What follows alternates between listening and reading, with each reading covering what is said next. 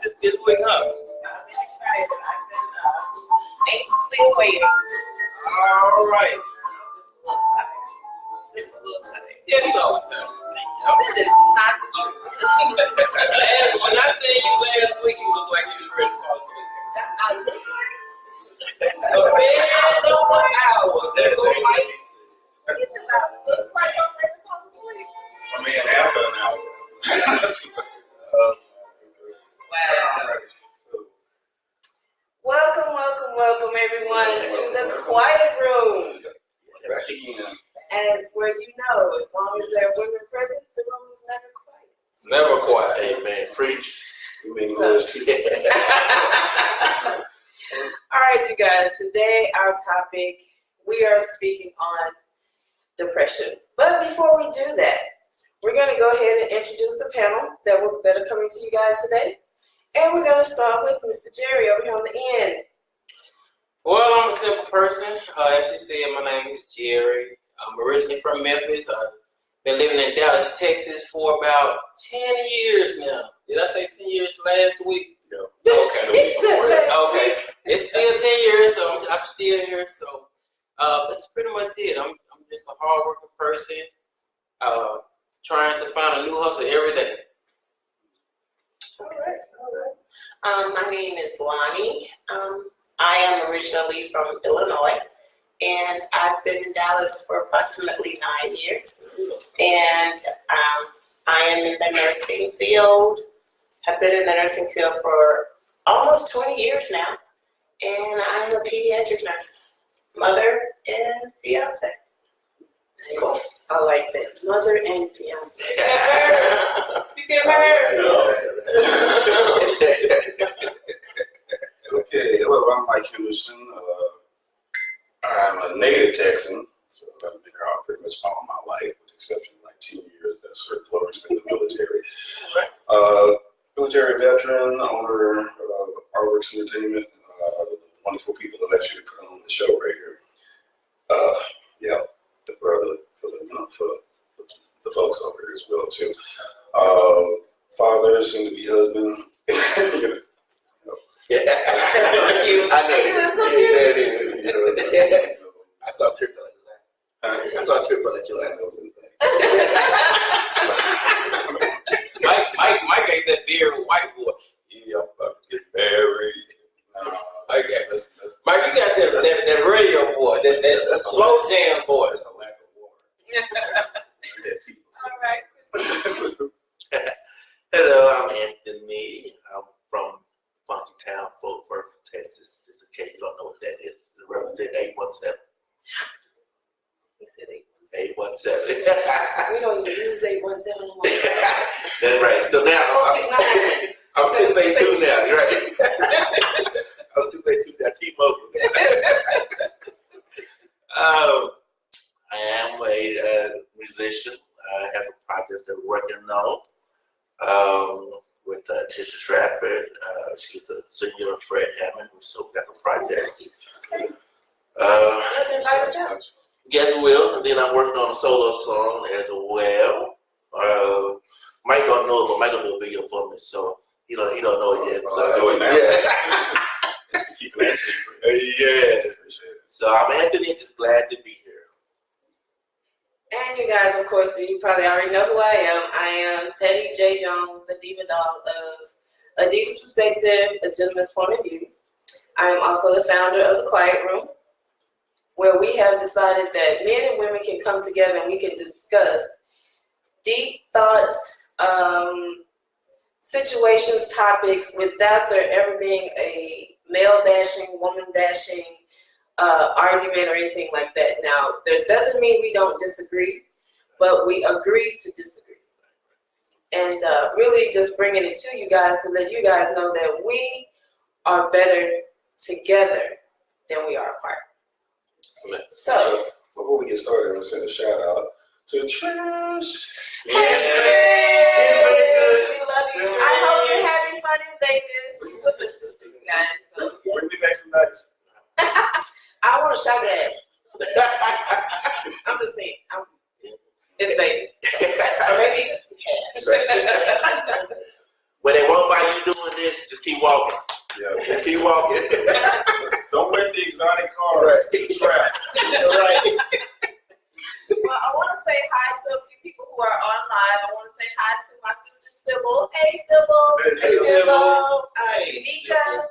I just saw you were on. I also see that. Oh, Trisha's watching. She is watching. Hey, Trisha. Trish on here. And my brother-in-law, Sam. Hey, Sam. How are Hi, you? Sam. Hi, Samuel. We don't know you, but we know you. Yes. That's my Everyone's brother-in-law. welcome. That's what I'm saying. Yeah. We know. Welcome to the quiet room, everybody. All right, so we're going to talk today on a topic that is really near and dear to all of our hearts, unfortunately. It's one of those topics that can be a little bit taboo, especially with people of color. We seem to think that it doesn't touch us when actually, in all actuality, it touches us more than we want to admit. We even will go without help because we think we got it. Or the other side of it is that, we're so close to God that, we don't need no other outside help. But that's not true. So one of the things I do want to let you guys know that depression affects everyone. And when I say everyone, I'm talking about every living and breathing human being on this earth, starting with 3-year-olds. Now, I know that sounds really, really crazy, but if you look at the statistics, 3 all the way up to 99 or 110, whoever is on this earth is affected by depression. I was also looking at some other stats where it was saying that 3 to 5-year-olds, can you even imagine? 3 to 5-year-olds are dealing with depression, and it's one of those things that you're like, oh my God, are you serious? A baby is dealing with depression. And we all know that a lot of times we can get past the depression. It may be one of those days where it's like, okay, you know what? I'm going to stay home. I'm going to sleep. I'm going to get through this. Or I'm going to eat and I'm going to get through this. Or I'm going to go do a project and I'm going to get through this. But there's also the downside, which is suicide. And that is one of those things that we will touch on today. But we're going to start with our panel. We're going to start with Anthony and let him go ahead and give us some insight on depression and how it has affected him and his family. Depression. I was reading something a couple of days ago that said that 25 million Americans suffer from depression, and out of 25 million, 800,000 take their life of depression. And so, for me, you have to understand and take the point out that everybody will deal with depression at some point in your life. And so, and that's okay. The thing is, how do I overcome the depression is the part where I'm at. And so when you talk about depression, what does depression does? It depletes you. Every positive thing that you know at the moment, every good thought that you had at the moment, it just totally depletes that. And for me, when I was dealing with depression, there's many different reasons why you deal with depression. Mine was financial, the job loss. And so, at the end of the tunnel, God will always send you reminders. He send you some kind of sign that, hey, you know what, this is going to be okay. I don't want to take up too much time to let everybody else on here, but so I just understand now that it's not the fact that we go through depression, but it's how do we overcome depression.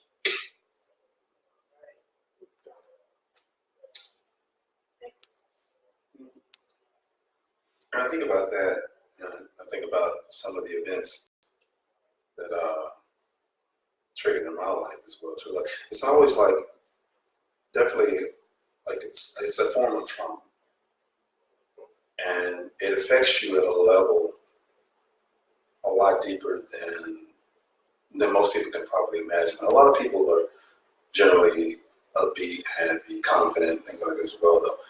But a situation could come along that, like you said, depletes you. Yeah. It's similar to quicksand. Yeah. You know, the more you crash against it, it seems like the deeper that you sink. The more you fight and rail against it, though, the stronger it becomes. And then you could find yourself succumbing to it. Yeah. Yeah. And it seems like the deeper you go in, the harder it is to come out. It usually starts with your mood, with things that you would normally interact with and even recognize. So it just robs you of that as well too. And you find yourself like, I guess you were phrased one time, that dark place. Yeah. And it's extremely dark. And you know, from my own experiences with it as well too. Yeah. Depending on exactly what caused it. Yeah. And how deeply you're affected by it. Yeah. It makes it very, very difficult to pull out. You can get encouragement from people, you know, and all this too, but I guess another question would be like, what do you do when you don't see that? Because you're not seeing it, because you're so close to it. Is such a thing as being way close, too close to the problem. Yeah. To where you don't see a way out, to where you don't see any hope, you don't see anything when it comes to that as well too, though. And it's hard to pull away from that as well too. I mean, you know, you get low, and despite all the love and encouragement that you get, you just can't see it. Right. It's very hard to see. I mean, there's always hope, but just for some people, it's harder to see. Yeah. Because once again, you're literally laser focused on the problem, and it seems like you can't shake it. Yeah. I know what I used to tell people that deal with depression. You said something about you focus on a problem. One suggestion, this does not it won't help everybody, but it could possibly help somebody. You know, think of it like this. You have blinds up, just window blinds. And those window blinds that you have up, they're blocking everything that is good in your life. You know, your job, your kids, your loving mother, your best friend in your life. You cannot see none of that because those window blinds up. And they're really not window blinds. It's that depression that's blocking everything out of your life. You can't see nothing. That's what depression will do for you. Depression will have you not being able to see nothing good in your life. You know you're blessed, but you don't feel blessed because you can't see it.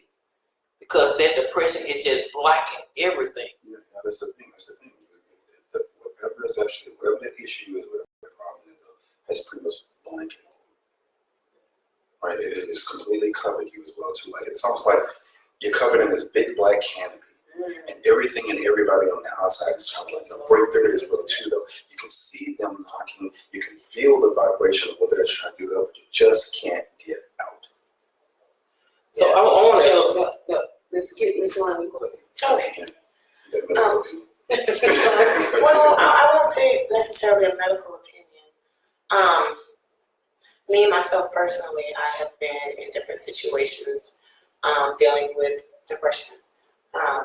And usually I equate depression to some kind of great loss, either from the loss of a loved one through death, or the loss of a loved one through divorce, the loss of job, and you know, it may sound superficial, but income, because that's how you take care of your family. You know, and it can be totally devastating. And like you said, you know, when you don't see a way out, and everything seems so overwhelming, and you succumb to that, how do you get to the other side is the biggest question. So you have an equation, and you have the problem, and you're presented with two different things.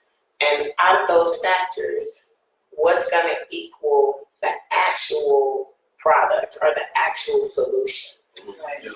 And a lot of times in life, you know, we depend on family and friends, and you know, I go to church and I pray, and I had to get to the point to where I recognize not only does He answer prayers through actually giving you things, but He sends certain people in your life as well.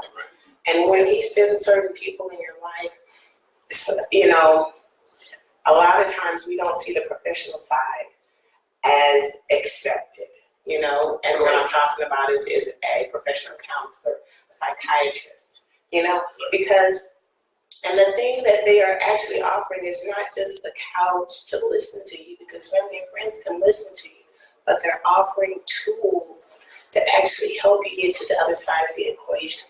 Sometimes they're distractions. Sometimes there are distractions, you know. The family members. They are. And you have to, and I had to, I'm speaking for me, I had to get to the core, open up, get to the real side of things, and get to the core, and sometimes the pain, to work through it so that I could get to the other side. And it still pops up because day-to-day life is not exactly what you expect. I would love for it to be rose-colored glasses that I'm seeing through every day, but that's not life. And we become stronger because of it, you know? And like you said, suicide is a big factor as well for a lot of people. And the biggest thing is, how do you get to the other side without giving in? Right. Without giving in itself. We have a couple questions on here that I'll get to in just a minute. For you, depression, how has it affected you, your family, anybody in particular? I would say for me, I'm 42 years old now. So when I dealt with depression, through a divorce when I was 27 years old. So, and at that particular time when I was dealing with depression, I really didn't know how to handle it. So it was very hard on me. It pretty much broke me down. And you know, I guess, you know, even now when I look back at it, I see how much damage that it actually did to me. Because at that particular time, just like most people, I didn't want to eat anything because I was so heartbroken and I felt lost. I didn't want to do nothing. It was so bad that I would even find myself just in a dark room. I mean, just, you know, not even listening to music, just, you know, boo-hooing and crying. And, you know, it was a horrible experience to go through, to feel like no one understood. There was nothing that nobody could do for you. You didn't want to hear everything is going to be all right, because most people, when you go through the type of depression that I went through, you know, from a heartbreak, most people, out of ignorance, they would tell you, man, forget her, man, shoot. I mean, you know, man, there's plenty of women out there. You know, I mean, you need to get over her. You need to get over him. Because out of ignorance, a lot of people will tell someone in this particular depression that you get it from, they will tell you, man, they so stupid. I don't even see why they even stuck in it.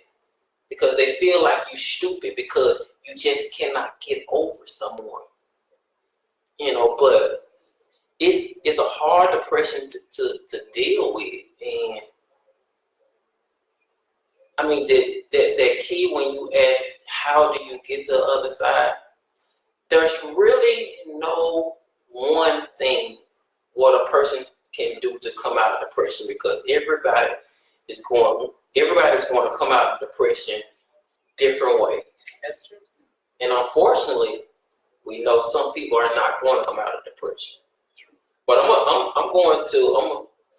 think we're gonna pick up some more on how to come out of it. So I'm gonna give it back to you. Well, as for me, I'm always the savior, it seems like, for everyone else, and then I totally forget about myself. So when I went through my situation, and some of you guys may know, and there are others who may not know, but a few years back, I went through a home invasion, and it was horrific. The perpetrators broke into my home, they beat me, they shot me, and they robbed me, and they left me for dead. The only people that found me were the police, and that was because I dialed 911, which is why the perpetrator shot me, because I dialed 911 on my phone, and I threw it under the bed, and he heard the 911 operator saying, this is 911, state your emergency. He heard that. He saw the phone as I slid it under the bed. It slid past the bed. He found it, picked it up, and at that point, I knew he was going to shoot me. I knew it. I saw him turn, and had I not ran at the time that I did, all 4 bullets would have ended up right here. So I wouldn't even be talking to you guys right now. So I am thankful for that, but I can tell you that I went through a whirlwind of emotions and feelings and people saying the ugliest and rudest things to me. Like, oh, well, he didn't kill you, so get over it. Oh, that was 6 weeks ago, get over it. Oh, you'll be fine, don't worry about it. Oh, you're still breathing. Go to church and pray about it. Well, this is what I want to say to these people who said these things. You've never been shot, you've never been beaten, and you've never been robbed. How can you tell me when and where is the best time for me to get over it? So, of course, depression sets in because now I'm trying to figure out, how do I get through this? How do I get to that other side? How do I come back to the person that used to be a productive citizen in this life, and now all of a sudden I'm in a dark room, I don't want to talk to you, I don't want to eat, I don't want to do anything but sleep. I'm talking about a deep, dark depression that almost took me out of here, because I was to the point that the next time I got behind the wheel of a car, I was going to drive off a bridge. I was adamant about it and was almost there, and my first lady called me as I was about to hit the side of the road. I was like, I'm done. I can't handle this. It must be something about first ladies, because when I was going through my episode, almost 14, 15 years ago, first lady, she told me, her name was actress Sheila Floyd. She told me, she said, Jerry, I know it's hard right now, you may not believe this, but one day you're going to wake up and it's going to feel like the world have fell off your shoulder and everything is going to be all right. It was hard to get to the end of the road and see that, but one day it took a long time. I used to be embarrassed to say it, but it took me like 7 years to come out of that. And it was just one day I woke up and I believed, I knew that everything is going to be all right. Jerry, you're going to be all right. Well, my first lady knew when she heard my voice. I answered the phone and I called her G. And I said, yes, G. I didn't say hello. I just picked up the phone. I said, yes, G. She said, what's wrong? I said, nothing. She said, you're lying. Something is wrong. I said, no, I'm fine. And as I said, I'm fine, I broke down into tears. And she said, I knew you were not fine. Where are you? And I said, I'm driving. She said, stop. Stop. I'm sending Pastor to go get you. And I was like, you're not sending nobody to come pick me up. I started yelling, and she said, yeah, do it. Come on. You mad at me? Be mad. what she did was she distracted me from my thoughts, because my thoughts had me going in another direction. Because I was ready to go off the side of that bridge. I was ready. And she started yelling at me. I'm yelling at her. And by the time I got to a certain point, I looked up at my pastor, who was at my car. And I was like, what you doing here? And why are you here? And why is your wife on the phone yelling at me? And I can laugh about it now, but I'm telling you right then, I was so angry and I was so mad. I was mad at her. I was mad at him. I was mad at God. I was mad at the car, because the car should have kept going. It should have stopped. I could not come to a conclusion on why any of this was happening or how I was going to get past it.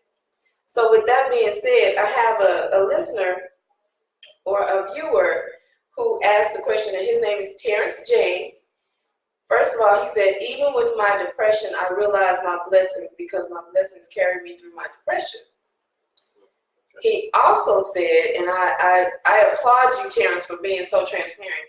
He said, I have been living with depression all my life, but I always press on. So his question was, is there a way to escape depression? Lonnie, I'm gonna let you answer this. Well, I think Anthony has some. You wanna go? Well, for me, you have to deal with the root cause of why you're depressed. And you have to surround yourself with positive.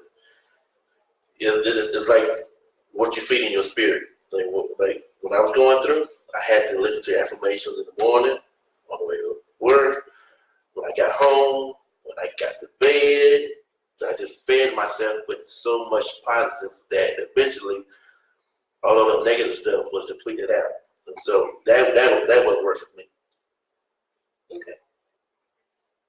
Well, I would say for myself, the positive interaction and getting out, because those days where it's just as easy to lie in the bed and to stay in the dark, and it's super hard to get out of the bed, I would push forward and make myself get out of the bed and go for it.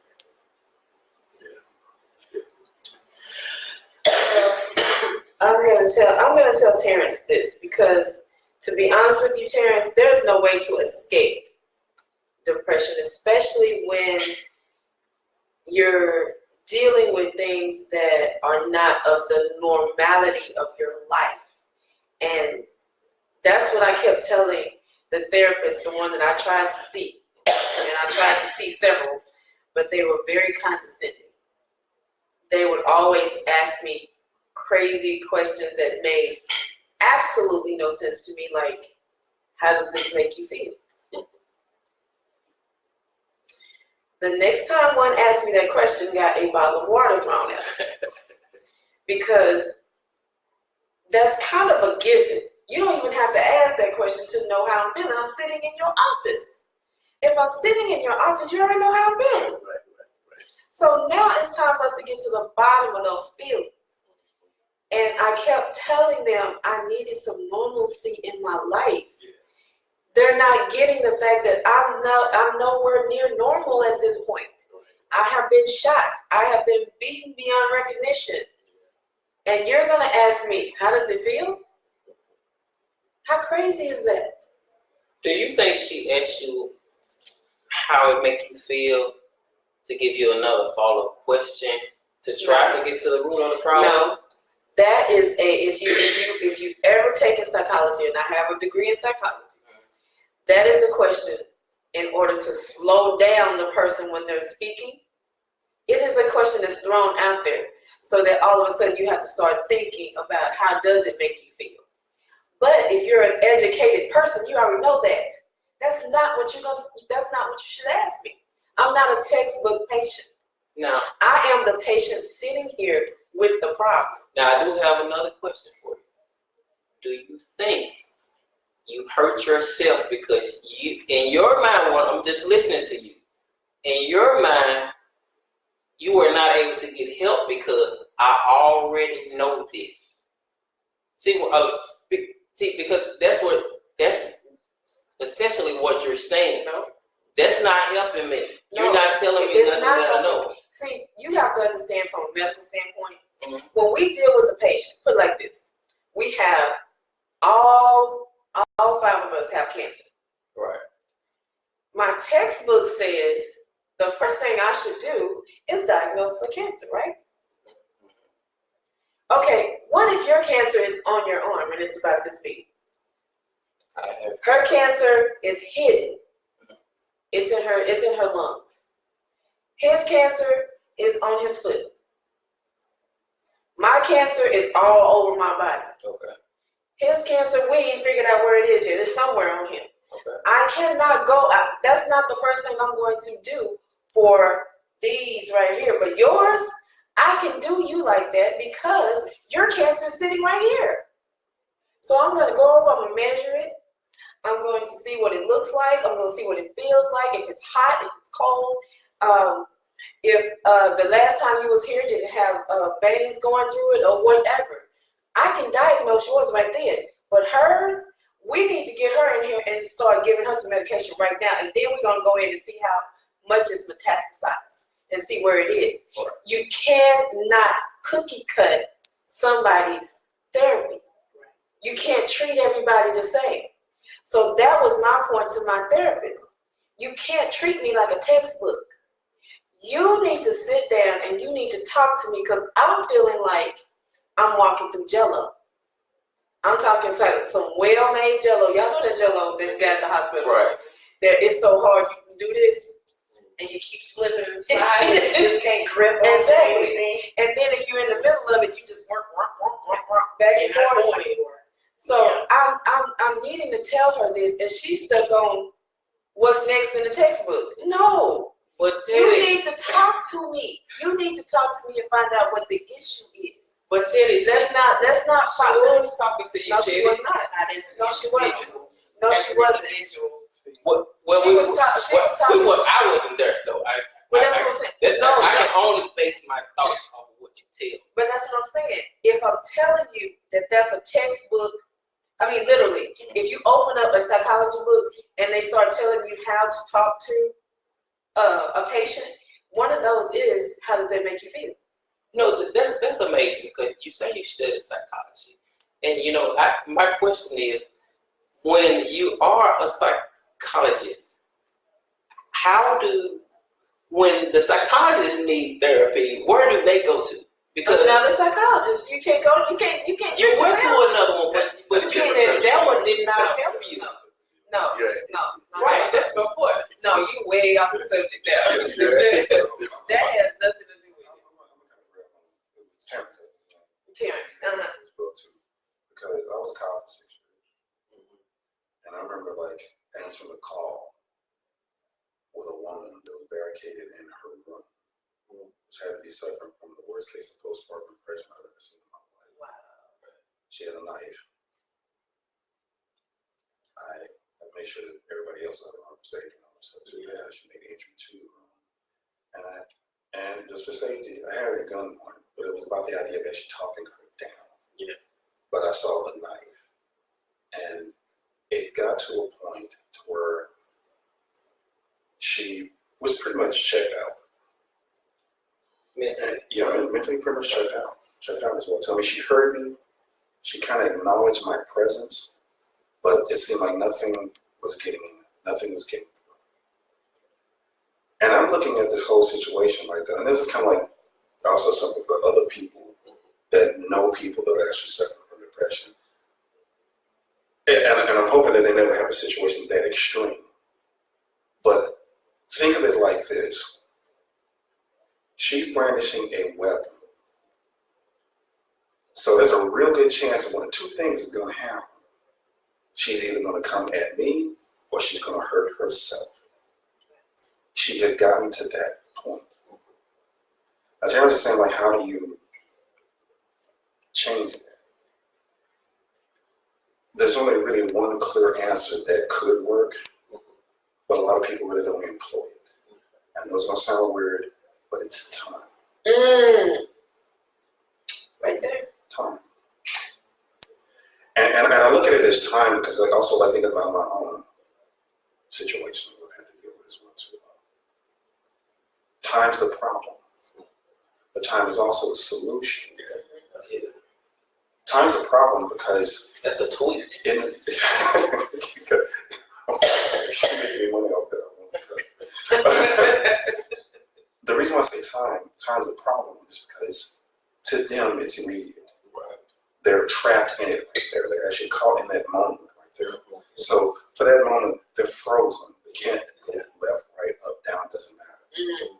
And it's pretty much like to them, and I'll like say from my own experience, it's like you're floating in outer space, trying to make a left turn. It doesn't matter. If you're in 3 degrees of freedom and you're pretty much floating around though, and you don't know left, right, up, down, or whatever. So you're pretty much lost. There is none. But here's how time can help. Time helps because it's something you really do have to go through. You're going to experience parts of it as well too, though. And I know some people out there, and I've heard it myself, though.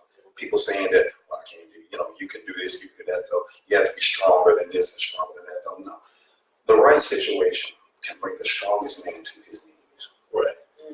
Depending on exactly how close you are to whatever it is. Right. And I know there's times where I have literally been brought down. Right. But when you factor in time, after a while, it does get easier to manage. It does get easier to deal with the day to day. It's easier to recognize those around you and the message that they bring them. So if there's only one factor you can throw into there, Terrence, it would be time. I actually like what you said. You said something about. I feel like what I said. No, I mean you actually do. I wish somebody would have tweeted what you said. If y'all tweet that, I want to cut. What Anthony said something about when he was going through depression. What he did, he fed himself affirmation every single day. Yeah, that's true. But what good is that? I'm gonna play devil's advocate. Okay. It's hard to do that when you see all that logic about affirmations hitting a wall. Yeah. A wall, a self-imposed wall that I've thrown up because I don't want to hear it. I don't want anything. Now, I am so deep off into the idea of thinking that I'm a failure. I made a mistake. I did everything wrong. I got like this. So that left, right, center, all that stuff. It grabs your head and puts it in that one spot. And it doesn't matter what anybody says. You can throw 1,000 affirmations. I got a list of affirmations coming like from everybody from Tony Robbins to Abraham Hicks. I know them all. It didn't matter because the situation, I was hip deep off in it with no way to pull myself out. And I'm gonna tell y'all this too. I like the whole affirmation thing because I'm gonna tell you, I'm a journaler. So I have a journal in my car right now that says affirmations, and it says gratitude and affirmations. I write down every day 10 things that I'm grateful for, and I give myself affirmations. I even do positive things that actually were given to me by I'm trying to think of her name. Cheryl Pelote Williamson. Yes, Cheryl, I hope you're listening. Because this lady, there was one thing she told me when she read my story, and she said, you know what? There are things that are missing right now, but God is going to give them back to you 100-fold. And I believe her. I totally believe her because I'm a believer of God. However, in the time that it takes for me to get back where I need to be, I have to keep myself positive. So I write down, things, stuff like, I'm debt free. I am $1 million woman. I am this, I am that. I've put it in the positive. But while you're doing this, you still have to deal with day-to-day life. And I think that's where we miss the mark. Because while we're dealing with this day-to-day life is going to keep throwing darts and lemons and rocks. And I know y'all say, okay, they throw you lemons, make lemonade, they throw darts, play a game, and they throw rocks, build a house. But let me tell you something. You throw a rock at me, I'm throwing it back. You throwing lemons, I'm throwing it back. You throw darts, you're finna get stuck. Because here's the thing with that. Not every day do I feel like making lemonade. Not every day do I feel like building that house. Not every day do I feel like playing a game. It's like I'm an adult and I want this to be over. You know, you look up and it's 7 and 8 and 9 and 10 years later that you've gone through this and you still fighting it every day with the affirmations, with the being grateful. And and then that's when you want to start asking questions about God. Okay, well, God, how long? You know, and I know we got some people out here that's going to tell you you don't ask God questions. Yes, you do. That's your Father. That is your Father. He wants you to bring everything to Him. He wants you to. Now, will you get an answer? Maybe, maybe not. I can tell you for me, I haven't yet. But I still go to Him. I go to Him with my anger. I go to Him with my sadness. I go to Him with my happiness. I go to Him with my questions. But it's just, depression is a serious matter, and I can't say it enough. Mr. Terrence, I do get it, because it didn't help me either. I'm still going, you know, I have a therapist now, which I think is a whole lot better than the other 6 that I had, because she is the first one that actually asked me the question, what's wrong? If somebody asks me what's wrong, I can tell you what's wrong, but don't ask me how does that make you feel. Heck, I had a hole in my leg. I'm walking on crutches. I was in the hospital for 6 months. Are you serious right now? Ask me what's wrong so I can tell you where I am. And deal with the problem. Start dealing. Yeah, I think like something about phone calls just seem to be the deal. And it's always from somebody with, I guess, like, not necessarily a professional opinion, but more of a real, you know, a real statement that you can literally grab onto as well too, because that's what got me. Yeah. To the point when I got to the point where I was loved, where I was, well, I wasn't even contemplating, it was gonna happen. Yeah. You know, I was gonna do it. And then the phone rings out of nowhere. Yeah. And it's a colleague of mine, an actress. And she knows about my family and us as well, all in one too. And it's just one trigger that literally stopped it cold. And that was when she asked the question, what about Megan and Christina? What about Megan and what? Megan and Christina, my daughters. And it just brought all that to a halt. I think what really turns the corner with some people, included right here, is when you really start tuning into something that's greater than yourself. Yes, absolutely. Okay? That's pretty much paramount. It doesn't necessarily work with everybody, because I've lost some friends to depression and suicide. But for me, that was greater than me. Because to me, the ultimate failure wasn't the idea that I failed them in life, but the questions they're going to have if I turn the corner on them. I totally agree with you. And the reason why I agree with you when you say something greater than you, because I have to say that one of the things, but it was actually the only thing that actually brought me out. It was this quote. It was in the Bible. It say, "The joy of the Lord is your strength." And I stuck to that every day. And it's not gonna be easy for everybody. You know, it was Megan and Christina for you. That scripture, "The joy of the Lord is your strength." That was for me. And I hung on to it like it was a lifeline. You know, one thing that I did personally, what I did to get through my depression, it was just so happened that I was close to the pastor. I had a key to the church. And so every single day I would go up to that church, and it just started off with just me going to that altar, and I would cry. It wasn't no worshiping, it wasn't no praising. I was more like boo-booing and crying every single. I went up there 7 days a week, and eventually it just clicked. All that crying to God. Why me, God? It turned into, God, I thank you, I bless you. For the things that I do have in my life, because I started building on that relationship with God. It began to become a point where I didn't talk to God just because I wanted to just tell him my problems and how bad I was feeling going through this depression.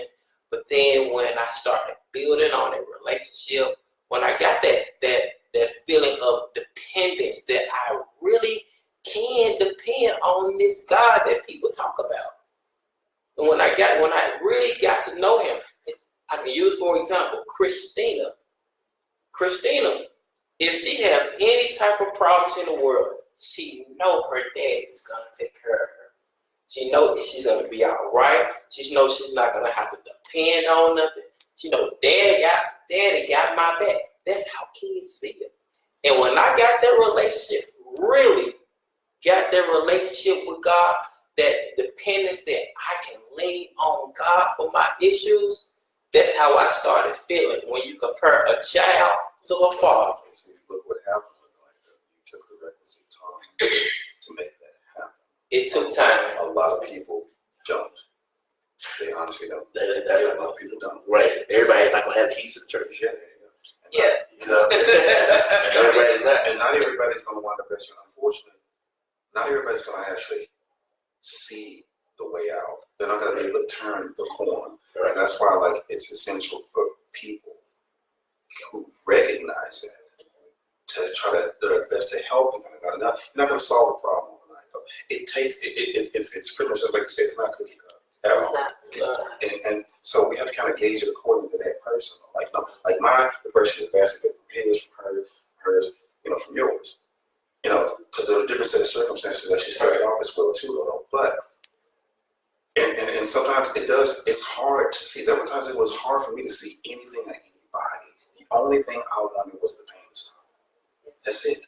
That was the end result. That was the end game for me as well too, like that though. Now, with that one phone call and that one question though, yeah, it should be and even, dare I say recently, it was still about the idea of recognizing the right thing.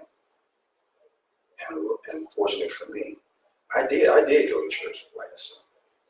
And the message was actually directed toward me as well. I don't know if Ricky was picking on me or what. but he pretty much made a point as well too. And then it was about the idea that you recognize.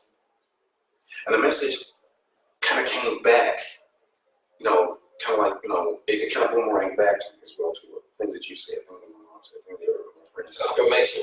Yeah, confirmation as well too though. So that, once again, time. Yeah. Time to clear the cobwebs, take the canopy off, and see the sun. But something has to wind up actually triggering you doing that as well too. But for me, it was difficult, extremely difficult. Okay? So is it like learning how to cope right where you are? Learning how to cope right where you are. Yeah. Hang on to, it's kind of like, if the boat is sinking, you're gonna try to get to the dry part, right? Like that. But for some people, they'll both sinking faster than the others. Right. Okay, some people are on a dinghy, but some people are on a Titanic. So they come into more or less room. But at the same time, though, we still have to recognize the lifelines out there. And recognize the people. Well, which lets us know that these therapists, you have to meet your patients where they are. True. You can't start in the middle of the book and expect for that person to go with your way of thinking that she's going to be just like this, so I'm going to do this with her. No, you have to listen to your patients. I'm a nurse as well. I've been a nurse for 32 years, and I know when I walk into a patient's room, I may have 3 patients, and all 3 of them are in pain, but I need to listen to them when I go in there. When I ask them, is there anything I can do for you today? How are you feeling? How are you feeling? That first patient may tell me, I'm in pain, but I'm good. I don't need nothing right now. I don't want to take nothing right now. Are you sure? No, I don't want to take anything right now. That second patient, I'm in pain and I want all the pain medication that you got. Can you go and give it to me? Give me a shot, give me a pill, give me something. And then that third person may not say a word, but their face tells you everything. That's why I tell you, depression is not a cookie cutter disease. And it is a disease, you guys. It's not a condition, it's a disease. Because it's one of those that it gets in your body, it can be healed, it can be expelled, or however you want to say it. But Dr. Java said something really good, is that we do need to take the stigma off of depression. That it's okay. If you're depressed, it's okay to say, I'm depressed. Right. It's okay for me to go to Anthony and say, you know what, I've been going through a depression mode, and I really need to talk. Right, absolutely. You know, it's okay to call your friends. It's okay. But here's the thing. Make sure you call the right friend. And that is key. Life and death. Because when you do call your friends, you know, you don't want to hear it's gonna be okay, it's gonna be all right, because these are blanket statements. And they're really not helping you work through things. And they're really not helping you come to a conclusion that's gonna help you get to the other side. Right. And there was a situation to where we did have to recently call on friends. Yeah. So are we gonna call on friends that in the situation never been through anything, aren't gonna be transparent and open enough with you to say that they've been through something? to tell you that they've been through something and that they know it and that they can get to the other side? Because if you're not transparent enough to tell that person, you know what, I've been there and what they've been through, then they're really not gonna help you get to the other side. And then as well as that, we looked for friends that were going to also lead us into spiritual guidance. Because you telling me that, you know, maybe what you've been through, great, but are you gonna pray with me? Yeah. And are you gonna help lead me to the solution into something greater than us? So you have to be careful Without without judgment. So you have to be careful where you seek help as well. I was talking to one of my friends just on the way over here, and I was just talking to her about depression, about having the friends in your life who you talk to, because some friends, they will sometimes listen to you, but they will get tired of listening to you. They will feel like, oh, you should be over this by now. You know, you still going through this? That's still an issue for you? And Terrence said that God also helps me deal as well, but I am still depressed. I just would love to cope with depression and not feel that way every day. And Terrence, I agree with you. I can tell you that right now I am going through a very deep depression. I don't think my friends even knew how deep until my birthday, when I broke down in tears. Because one of my biggest fears is being without. And I know some people will be going, oh, that's very superficial of you. No, it's not. When you are someone who has had, you know, your house, your car, your husband, your children, your house is fully furnished and food, and you're able to go to work and do whatever, and then all of a sudden, all of that is taken away from you because somebody decided that you didn't deserve this house anymore, so I'm gonna take your life. You know, so it puts you in a situation where you're constantly fighting that battle, trying to get back to where you were, and you can never get there. So Terrence, I understand because it's a daily struggle for me.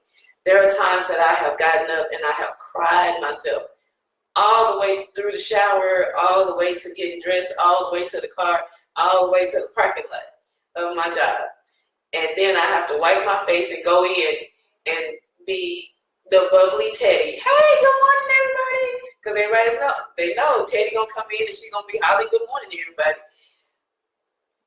But that's my only way of actually coping with it, is that I will throw positive, just like Anthony said, I'll throw positive on it when I'm outside.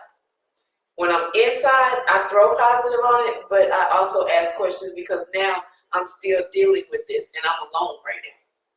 So Terrence, I can give you, and we're kind of running out of time, but I am gonna let the panel give you some things that maybe help them, that maybe you could try.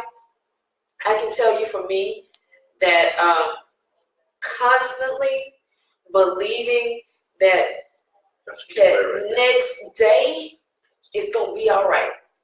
And if the next day ain't all right, then the next day is gonna be all right. It's a constant beating up that negative. I'm talking beating that negative down and pulling that positive up and saying it's gonna be all right the next day. It may not be all right today, but it's gonna be all right the next day. And that's from Teddy. Anthony. Yeah, I like to say, start with the root cause, see what the issue is, and then start from there. Make sure you got a good support system. You can always inbox one of us. We are always here for you guys. Feed yourself with positive energy. Watch your surroundings, watch your atmosphere, and like what Mike said, you're still alive, so know that you got time. And one thing to remember too, it's okay. It's okay. It's how you come out of it. Mike.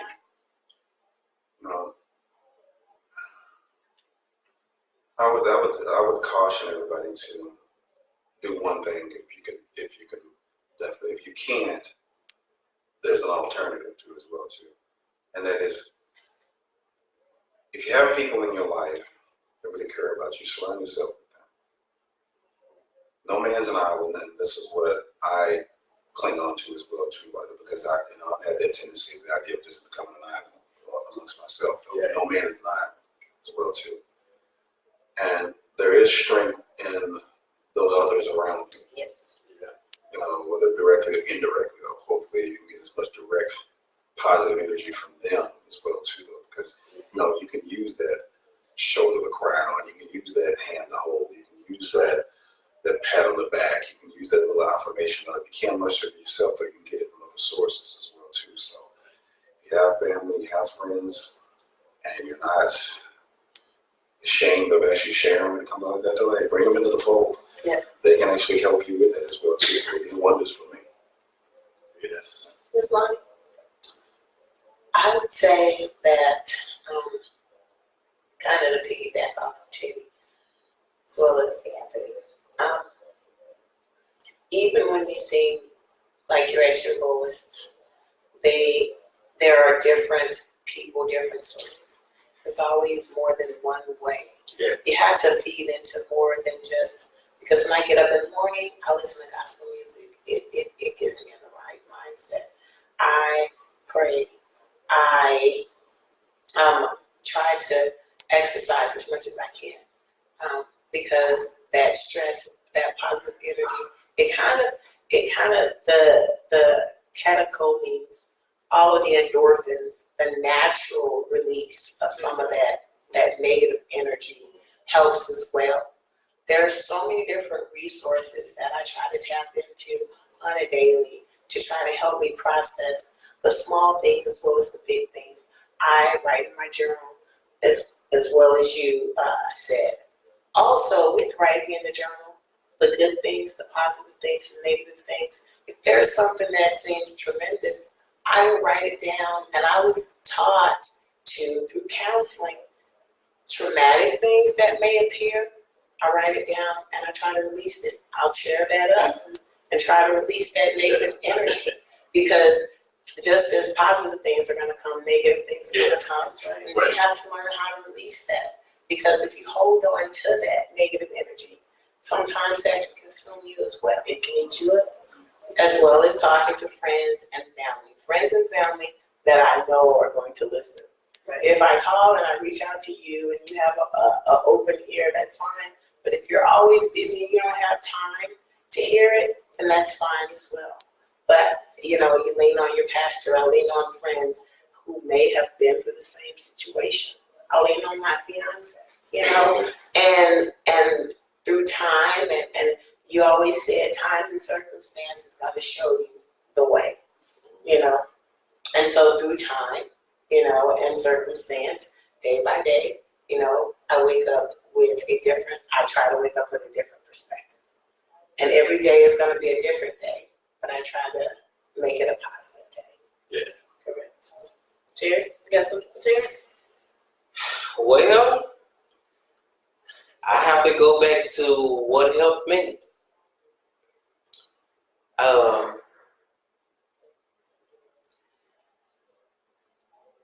It's this song. It's a short song. It go like this. It say, and you know that all things work it together for good to them who love him, who love him.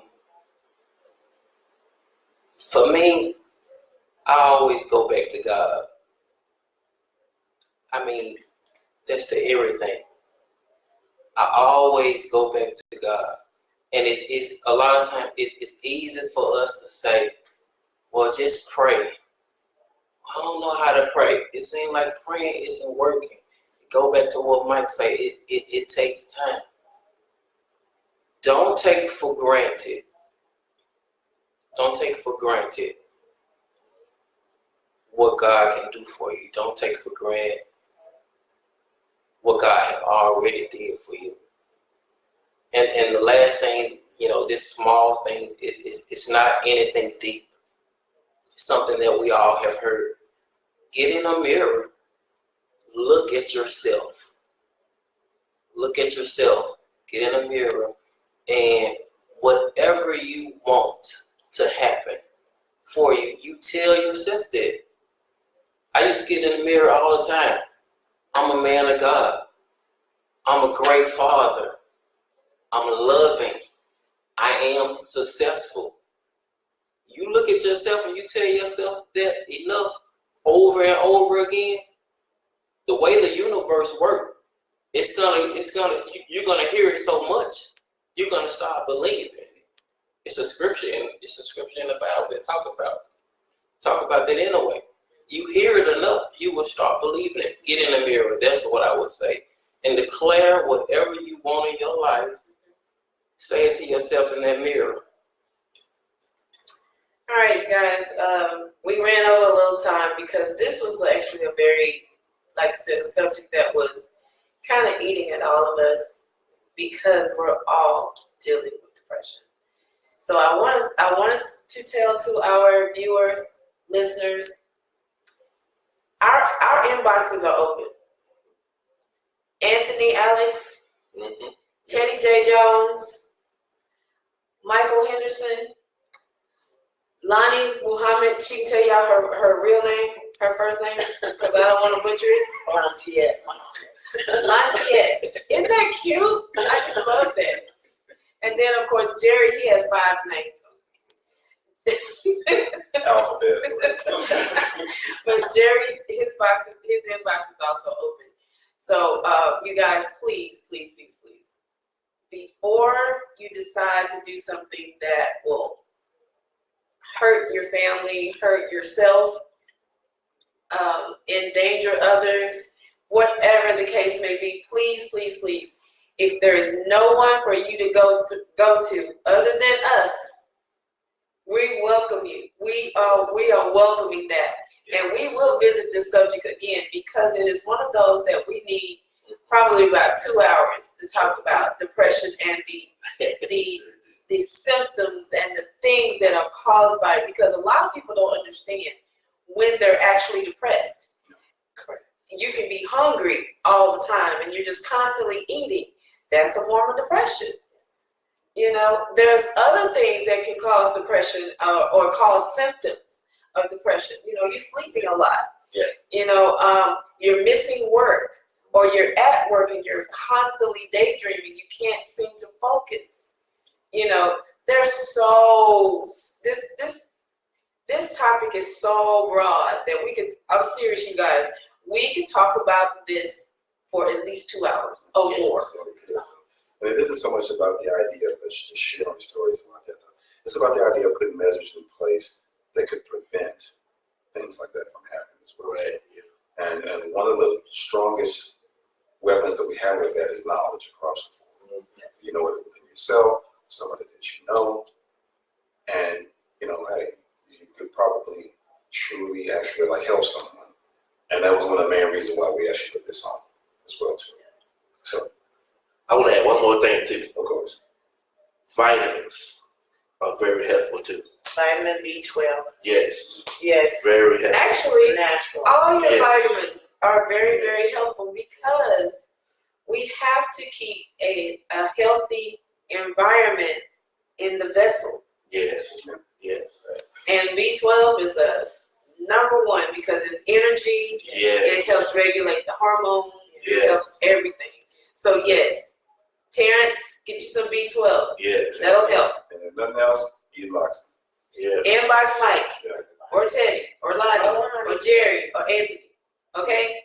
All right, you guys, we're gonna wrap this up, and we want to thank you guys so much for coming out and viewing or actually stepping into the quiet room. As you see, we already trying not to be quiet already. We gotta work on this technology. That was really helpful. That's depressing. Right. All right, you guys, we're out of here, and just know this: we are stronger together. Together. Yes. All right, love you guys. Another shameless plug. Here's Teddy's book. Oh, yes, by the way, if anybody want to know, first of all, my story about the home invasion is in this book. It is called Soul Talk 2. You can actually inbox me and I'll let you know where you can purchase it. I'm also working on my second book, which should be done in about 4 weeks. Cool. And Think I'll be, yeah, he in it. And so is Lonnie. Anthony's in it. Oh, really? She left Jerry out. Awesome. I'm always left out of Actually, stuff. Jerry was in it, and I said, you know what? Depressing. But if you guys want a copy of Soul Talk 2, because it is soul stirring stories of people who let go and let God. It's Okay. excellent. Excellent. All right, you I guys. got my copy. I'm gonna sell And it. if you inbox me, I will actually autograph it for you and send it to you. No, I'm saying that you're gonna autograph a copy for it or something. Yes, I am going to autograph already. a copy of this book for you. And also, like I said, go ahead, you start turning it up. Right. So you guys inbox me. I will let you know how to get the book. I will send it to you. Also, you guys, we have t-shirts coming real soon. I just finished the design. It looks awesome. You guys will love them. Can't wait. They're going to be $30. You'll get a shirt and a band for $30. Okay? All right, you guys. Peace, love, and soul, and bye. Quick shout out to Trish. We miss you. Bye, Trish. We need you. Thanks for driving in, Silver. Thanks for everybody else. Thank you for trying to get Terrence and stuff too. Everybody that actually got in there and they should like save their piece on the chat. We're gonna get with you later when it comes to stuff. I'm about to turn this stuff off in a minute though because I can't stop. And I want to say hello to Dr. Java, Anastasia. Hello. Terry Hart, thank you so much. She said such a positive group. Happy to be here. We're happy that you came and hung out with us. Terrence, we got you back, baby. Put your inboxes. And who else is on here? Let's see. Swanya, hey girl. She said thank you for those powerful messages and testimonies. God bless you all for devoting your time to us and help us and for us to help others. Go ahead and barbecue. I know ladies isn't gonna give me any money, but I got these. Wow.